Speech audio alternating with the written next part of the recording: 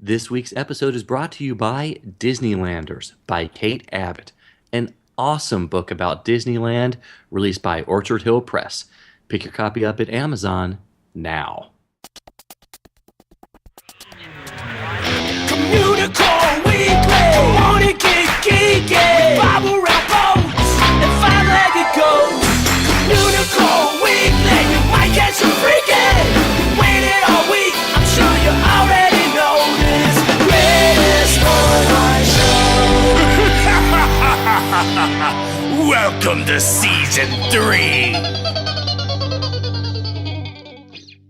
Hello and welcome to Communicore Weekly, the greatest online show and home of the world's first pair of independently born identical twins. I'm George. And I'm Jeff. And you know what's going to be happening 1 week from today when this podcast airs? The apocalypse?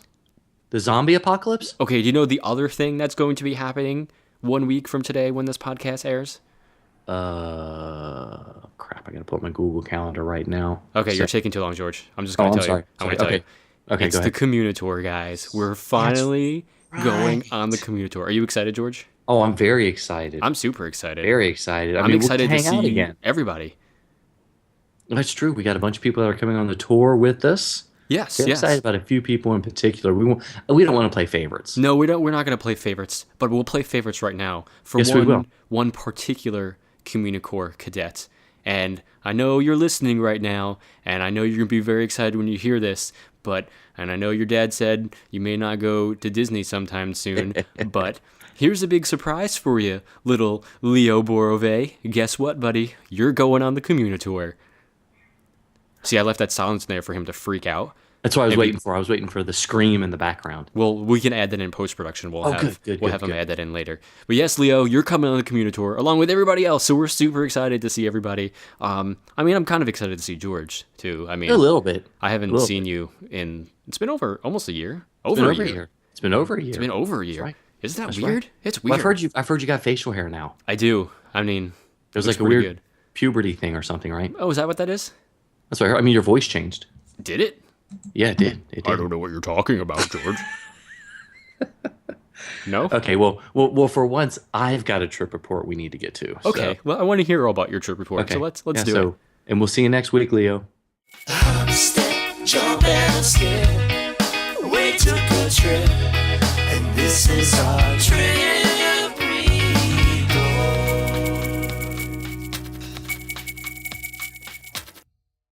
Okay, so my brother, Andrew, half of the Communicore Weekly Orchestra, and I were invited to experience the Carowinds in Bloom Festival that debuted last week, which is like a week earlier. Now, for your time-traveling Communicore cadets, what is last week? Exactly. I mean, that's the problem. It's like, I've lived it, I've been there, and you guys are just hearing about it now. But anyway, so it's been... No, I'm asking you, George. You need to tell them when it was. Oh, I do. I thought you meant like, because this is like all relative. Oh, well, it is. So that's why you need to give them a frame of reference for time and space. Well, it depends. It depends on what today's date is, because that will make a huge difference in what we actually do. But we were invited down for the Carowinds in Bloom, which lasted a full week. Guys, he still didn't say what this is taking place at. I said it was at Carowinds. No, when April, May? Oh, gotcha. In April, yeah. Okay. It was April 12th through like the 20th. There we go. 2014, right? 2014. Okay. Wow. Okay, we're off to a great start. And This is a great trip report, guys. Anyway, so this was a week-long festival that they did, but I'll talk about that in a little bit. It's been a long time since I visited Carowinds. It's about an hour and a half from my house, and of course my energy and money and time is always focused on Disney parks. And a little bit of history for you guys that don't live near Carowinds. It opened in 1973 and was the brainchild of a Charlotte, North Carolina entrepreneur named E. Pat Hall. He had visited Disneyland in 1956 and felt that another park like that would do well near Charlotte. And one of the unique features of Carowinds is that it does straddle two states, North Carolina and South Carolina, for those of you that might be geographically challenged. I was just going to ask you, what other state would it straddle? I don't understand. Charlotte, North Carolina, and South Dakota. Thank you. Okay. In New Jersey, that's really In weird. New Jersey, apparently. It's now owned, Carowinds is now owned by Cedar Fair. And, like Kings Dominion, Kings Island, Cedar Point, and Knott's Berry Farm are all in the same family. And Carowinds also has the reputation of being more of an amusement park that has a lot of coaster experiences instead of story-based attractions like a Disney park. So it's a little bit different. More like a Six Flags than a Yeah, Disneyland. closer to a Six Flags. Yeah, Okay. lots of roller coasters. Got it. So Got it. Yep. Okay, so a little bit of information about the Carowinds in Bloom, and this is quoting from their press release. Carowinds debuts a new festival this year featuring food, thousands of flowers, bluegrass, and special activities for kids. Carowinds in Bloom takes place in the Carolina Showplace area of the park from April 11th to the 20th, so I was a little bit off on my dates. And admission to the festival is included in the park. And they had, as they said, music, flowers, food, wine, and crafted beers. And they had some pretty good bluegrass, even though I'm not a big bluegrass fan. Anyway, okay. So in all, the festival was really nice. It was rather small. I was really mentally comparing it to the Flower and Garden Festival, which was completely unfair. The intent of the festival at Carowinds was, sort of offer an added value that was unexpected by most guests. It's not something that you'd pay more to do, but a nice add-on that made the day, a little bit nicer. So they had a small area of the park set up with tents and a bluegrass band. They had cooking demonstrations. They had barbecue, and they had beer. Yay, beer! There were 8 choices, and each sample or each flight was $1. And my absolute favorite was Son of a Peach. It was absolutely fantastic. What flavor was that? I can't tell you. I want you to experience it for yourself. Oh, okay, fair enough. Yeah, for fun.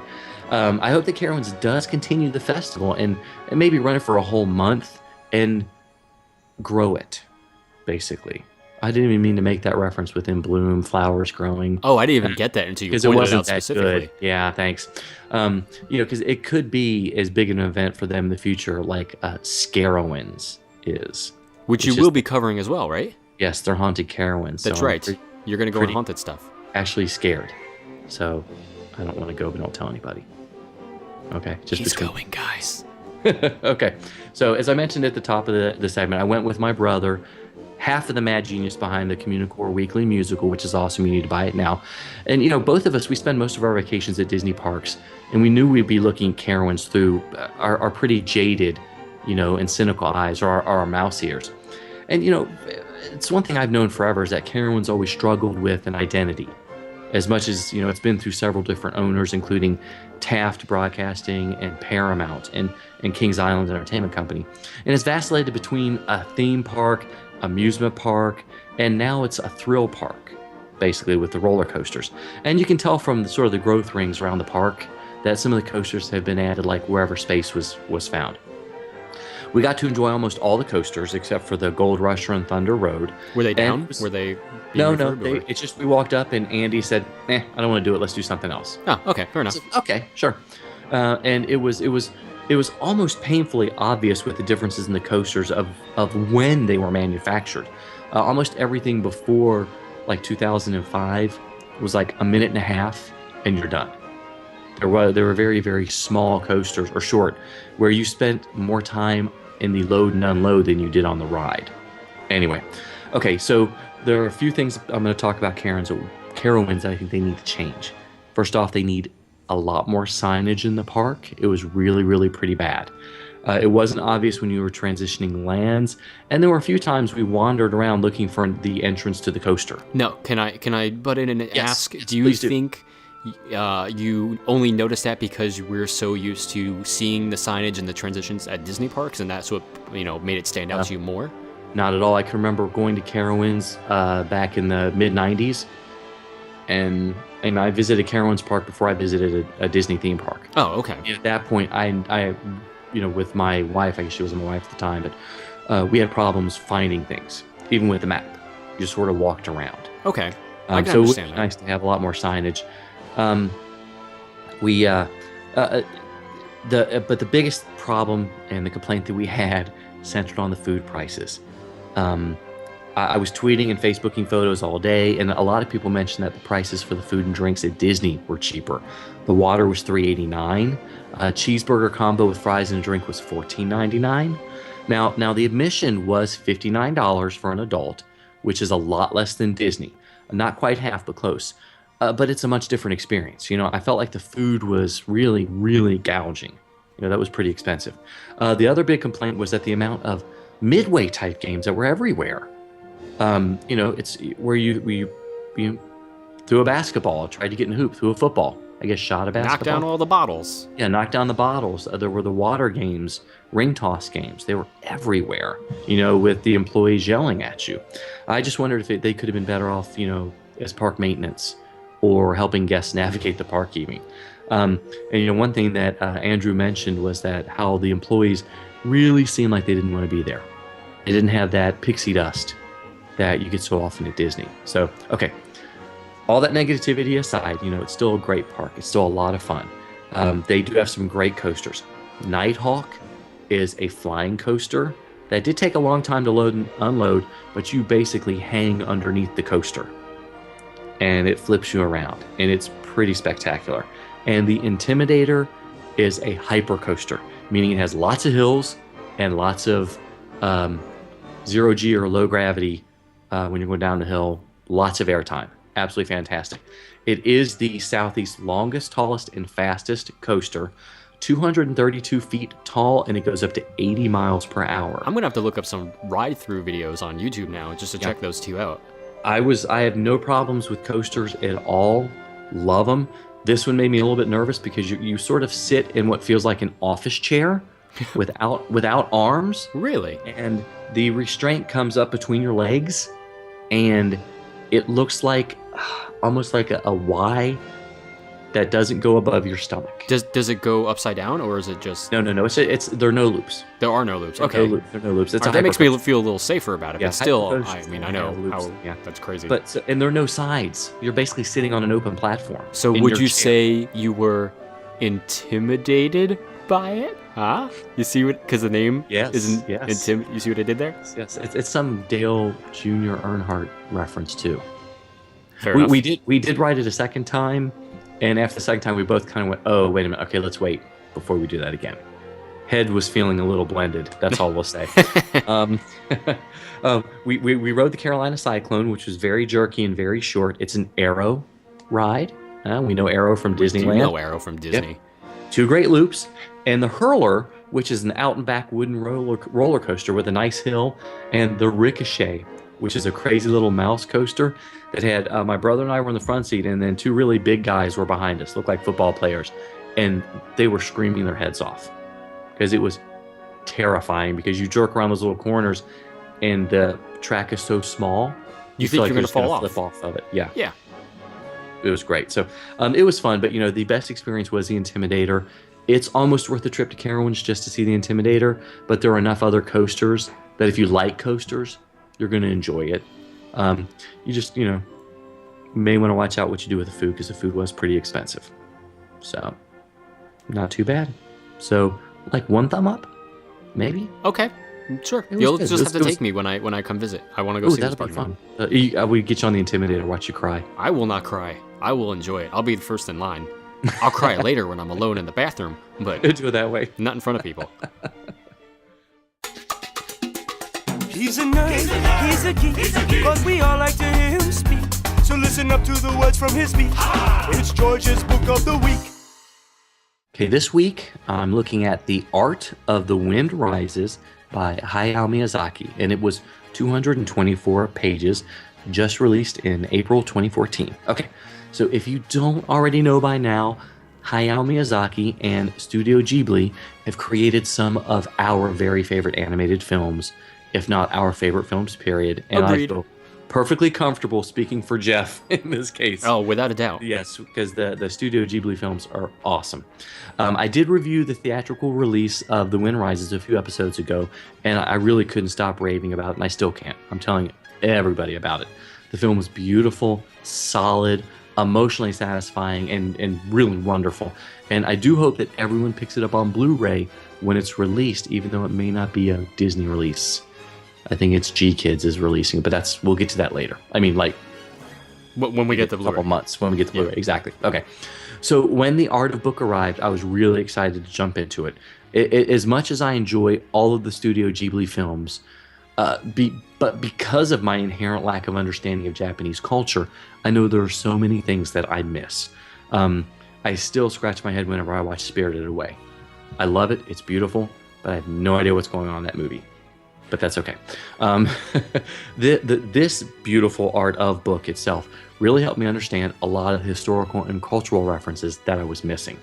The book does follow the same pattern as most art of books that we've talked about and we've seen, especially the other ones by Viz, which is the company that made it. It's full of concept sketches actually by Miyazaki himself, as well as full-color scenes and cells from the artists that worked on the film. There are pages of character art, backgrounds, trains, planes. Wait for Jeff to say automobiles, but he didn't. No, I was considering it, but I was just going to let you go. But let me go. Okay. Since you brought it up, and automobiles, and actually some pretty beautiful clouds were involved in there as well. And all of the images in the book would be treasured. It would be a treasured addition to any art collection itself. So the book is divided up by Jiro Horikoshi's life, who's the character in the film. Just like it is in the movie, and we see the different art that permeates the film in those chapters. There are also some wonderful explanations, sort of how the style came to be or the historical significance of the event portrayed.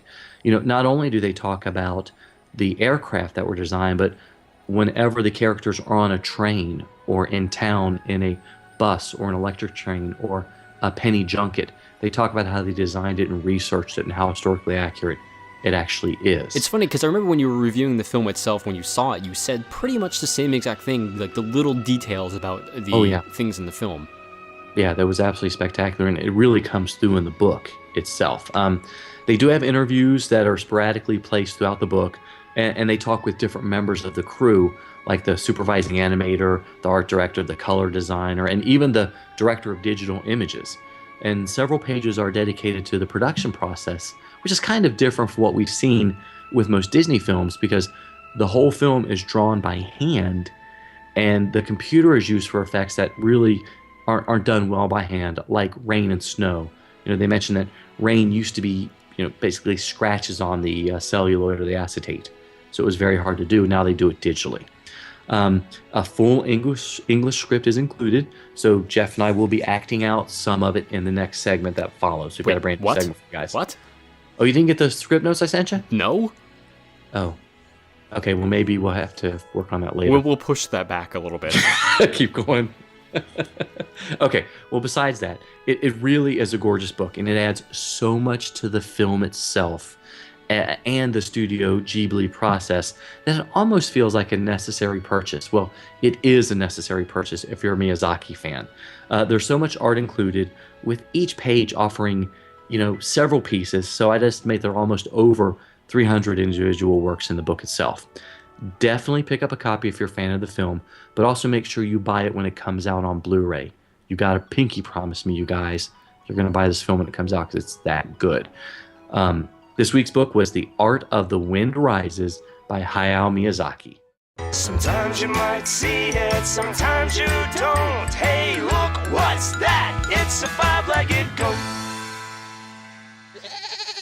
So next time you're visiting America's favorite half-day park, Disney Hollywood Studios. I don't know why you're laughing, George, because I'm always going to say that. Which is soon celebrating its 25th anniversary, but I don't care about that. Well, because no, it's only like 12 and a half years, right? Yeah, exactly. Because it's a half-day park. But next time you're there and you're on Star Tours, there's a part of the queue where there's a droid custom sign. And by that sign, there are some pipes. And on one of those pipes, it says SW077808399020508. Now that's a lot of numbers, but if you really think about it, all those numbers pertain to years of Star Wars events and movies. So of course 77 is when the first film came out, 80 is when the second film came out, 83 is when the third film came out, 99 was when they re-released the original trilogy in the theater, the extended and revised versions, and then after that, 02, 05, and 08 are when the second trilogy came out, but nobody likes to talk about those anyway, right, guys? These aren't the movies you want to watch. No, these are not the movies you're looking for. And I waved my hand at the microphone like that really mattered. You know what's funny? Because Okay, I just good, did the good. same thing too, and it didn't even occur to me that no one was going to see that except for us. We might be doing that next week to Leo. Yes. Getting him to do that to everybody on the Communitour. Yes, That's gonna this be is awesome. the tour you're looking for. This is the tour you're looking for. Exactly. Oh, we can go up to people like during dinners and these aren't your desserts. And then we'll while take you're him- doing that, I'm just going to slowly grab it while they're not paying attention because they're looking at you. And then no desserts. Magic trick. But you don't say yoink out loud like they do on The Simpsons because that will totally ruin it. Oh, I was actually planning on doing that. Yoink. Sorry. But I say, oh yeah, we can do that with everything. They're illusions, George. Or like when we Illusions. visit the archives, we'll be like, these are not the ephemeral thing. Never mind. It's like, what else can we take? I don't know. How much stuff's in Everything. your bag? I don't know. Okay. Well, guys, thank you so much for watching and listening to another episode of Communicore Weekly. Yes, please be sure to leave us a comment and give us a rating on iTunes. Every once in a while I'll check and I'll see a new one and it makes me smile. So thank you Yes. for everyone who has rated us and left us comments on there. Yep, Jeff does a happy dance and he's recording all of them. I am. He's So going to release them into a compilation I will at some point in time. at some point in time. Yes. Never. Okay.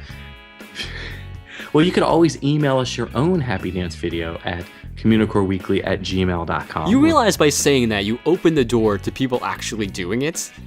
That'd be awesome. It would be. But every time we say something ridiculous, someone I know. usually follows through on it. And you cringe. You die a little bit on the inside. I don't die. I yes. think it's hilarious, but I just want you Okay, to know good, that good, people actually follow through on this stuff.